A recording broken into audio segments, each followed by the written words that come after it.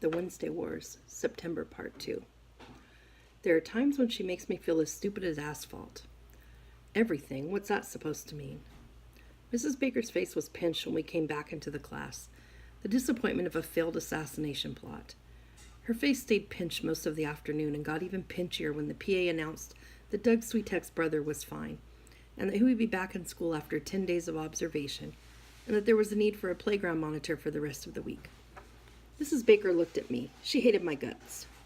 We spent the afternoon with English for You and Me, learning how to diagram sentences, as if there was some reason why anyone in the Western Hemisphere needed to know how to do this. One by one, Mrs. Baker called us to the blackboard to try our hand at it. Here's a sentence she gave to Merrill Lee. The brook flows down the pretty mountain. Here's the sentence she gave to Danny Hutfer. He kicked the round ball into the goal. Here's the sentence she gave to Mai Tai.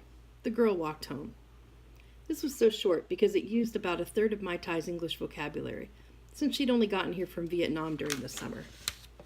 Here's the sentence she gave to Doug Sweetek. I read a book. There was a different reason why his sentence was so short, never mind that it was flat out lie on Doug Sweetek's part. Here's the sentence she gave me. For it so falls out that what we have we prize, not to the worth whiles we enjoy it. But being lacked and lost, why then we rack the value, then we find the virtue that possession would not show us while it was ours. No native speaker of the English language could diagram this sentence. The guy who wrote it couldn't diagram this sentence. I stood at the blackboard as hopeless as a 7th grade kid could be. Mr. Hood, said Miss Baker. I started to sweat. If Robert Louis Stevenson had written a sentence like that in Treasure Island, no one would have ever read the book, I thought. If you had been listening to my instructions, you should have been able to do this, said Mrs. Baker, which is sort of like saying that if you've ever flicked on a light switch, you should be able to build an atomic reactor.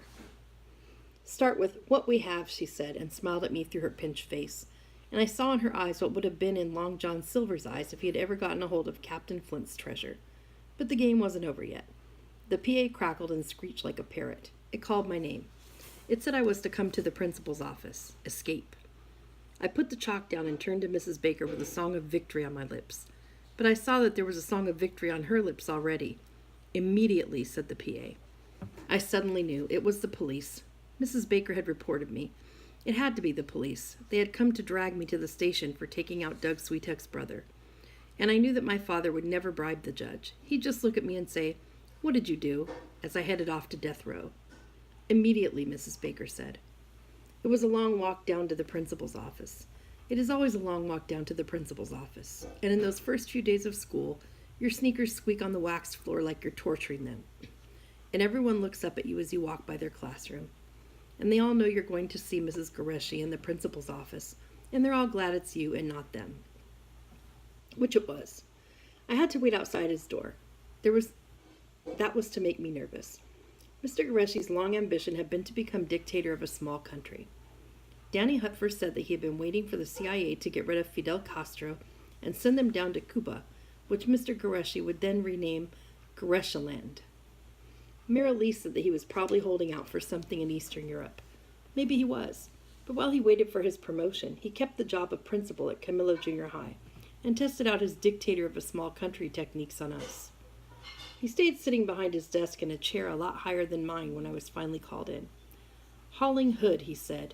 His voice was high-pitched and a little bit shrill, like he had spent a long time standing on balconies screaming speeches through bad PA systems at the multitudes down below who feared him. Hood, I said. It says Hauling Hood on this form I'm holding. It says Hauling Hood on my birth certificate. Mr. Goreshi smiled his principal smile. Let's not get off on the wrong foot here, Hauling. Forms are how we organize this school, and forms are never wrong, are they? That's one of those dictator of a small country techniques at work, in case you missed it. Hauling Hood, I said. Thank you, said Mr. Goreshi. He looked down at his form again. But Hauling, said Mr. Goreshi, we do have a problem here. This form says that you passed 6th grade mathematics, though with a decidedly below average grade. Yes, I said. Of course I passed 6th grade mathematics. Even Doug Sweetek had passed 6th grade mathematics, and he had grades that were really decidedly below average. Mr. Goreshi picked up a piece of paper from his desk. But I have received a memo from Mrs. Baker wondering whether you would profit by retaking that course. Retake the 6th grade math? Perhaps she is not convinced that your skills are sufficiently developed to begin 7th grade mathematics. But do not interrupt, Hollinghood. Mrs. Baker suggests that on Wednesday afternoons, starting at 1:45, you might sit in on Mrs. Harknett's class for a math lesson. Somewhere, there's got to be a place where 7th grade kid can go and leave the Mrs. Bakers and Mr. Goreshi's and Camillo Junior Highs so far behind him that he can't even remember them. Maybe on board the Hispaniola, flying before the wind, mooring by a tropical island with green palms crowding the mountains and bright tropical flowers, real ones, poking out between them. Or maybe California, which if I ever get there, you can bet that I will find the virtue that possession would show us. But Mr. Goreshi returned to his form and read it over again. He shook his head. According to this record, he said, still reading, you did pass the 6th grade mathematics. I nodded. I held my breath. Maybe I could dare to believe that even a dictator of a small country might have a moment of unintended kindness. Mrs. Baker does have a legitimate concern, it would seem, but a passing grade is a passing grade. I didn't say anything. I didn't want to jinx it.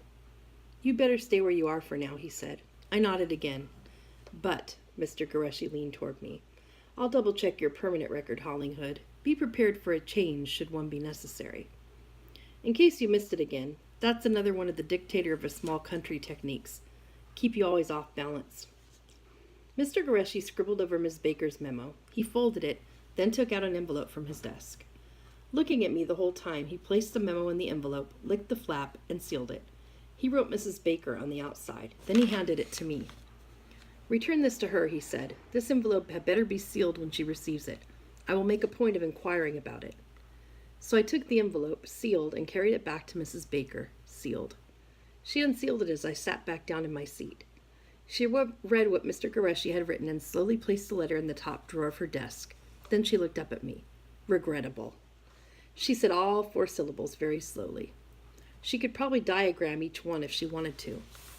I watched her carefully for the rest of the day, but nothing ever gave away her murderous intentions. She kept her face as still as Mount Rushmore, even when Doug Sweetek's new pen broke and spread bright blue ink all over his desk, or when the Rand McNally map of the world fell off its hangers as she pulled it down, or when Mr. Goreshi reported during afternoon announcements that Lieutenant Tybalt Baker would soon be deployed to Vietnam with the 101st Airborne Division, and we should all wish him, together with Mrs. Baker, well. Her face never changed once. That's how it is with people who are plotting something awful.